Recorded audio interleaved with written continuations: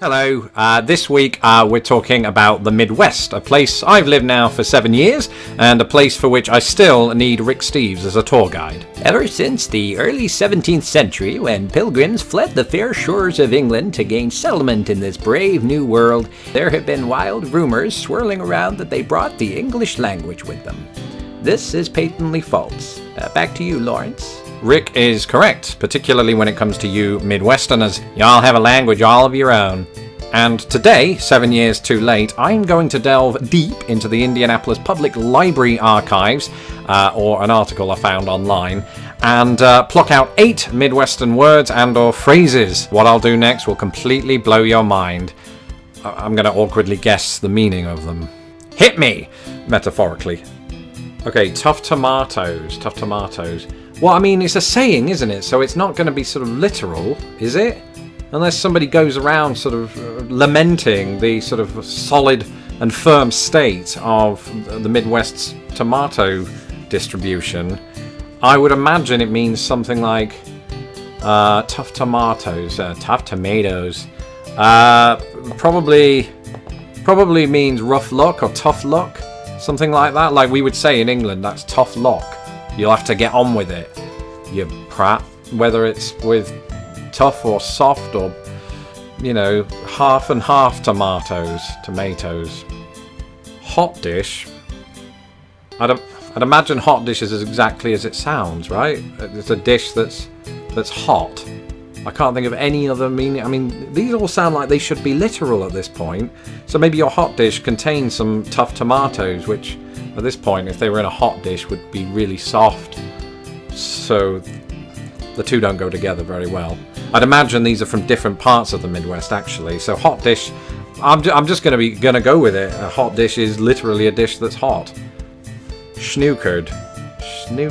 Sounds like snookered, just with a schn in there. German. There's a German influence. I mean, actually, parts of the Midwest do carry with them a German influence. If you go to Minnesota, I believe, and parts of Indiana, even where I live. But snookered, they don't really play snooker much in America.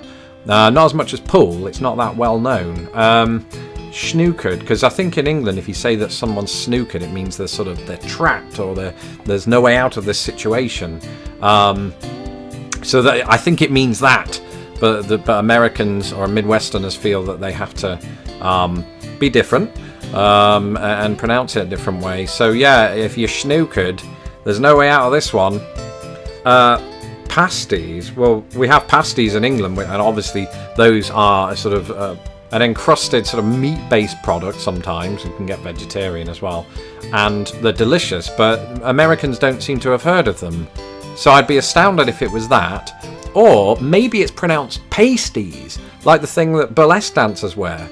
But then again, that's not really a Midwestern thing, is it? So it can't be that. Oh my gosh. Maybe, alright, it's got to be a combination of the two. So perhaps it's sort of a crust-based nipple. It's not that. That can't make sense. That's mental. I don't know. Pasties or pasties? It's one of the two. This is something I've never heard of here. I'm just going to guess a pasty. I'll go with pasty.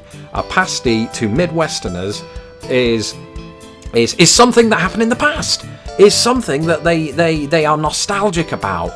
It's like how when silent movies moved into the sort of spoken era, they were called talkies. And when we refer to the past here in the Midwest, we call it pasties. So that can't be correct. That sounds stupid. Pop. Well, I'm almost certain that this is a synonym of soda or fizzy drink or tonic or what are the other ones I've heard? Fizzy pop as well, combination pack. So I think I'm correct in saying that this is a fizzy drink of the sweetened variety.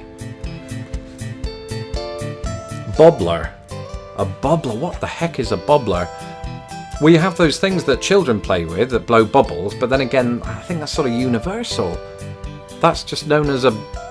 What is that known as? That's known as a thing where you blow bubbles. There isn't really a name for that. Maybe Midwesterners have come up with a name. They've called it a bubbler.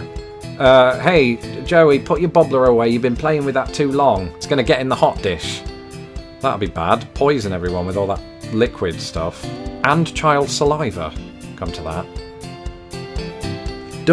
Duck, grey duck. What is that? I'll bet it's to do with hunting. Hunting is big here in the Midwest, so I bet a group of hunters go out, right, and they're going duck hunting. Not like the game, that'd be weird, but they're out there and they see a group of ducks, right? There's 3 brown ones and they're kind of tasty, but the real tasty duck is a grey one, and they see that in the distance, so they have to do the code word and they go duck, grey duck, and then another duck randomly, and then they shoot them. Ufda sounds like he's some smuggler from Star Wars. Hello, I'm Ufda, and you're gonna give me 12 Dactyrian credits for that dead bantha. And then 3PO's like, I think you'd better do as he says, R2. And that's it. I hope I severely butchered those, and if I did, you can tell me in the comments. Also, if you would like to follow Lost in the Pond, you can subscribe to us on YouTube. You can also follow us on Facebook, Twitter, Google+, Instagram, and Pinterest. But until next week, I will see you later.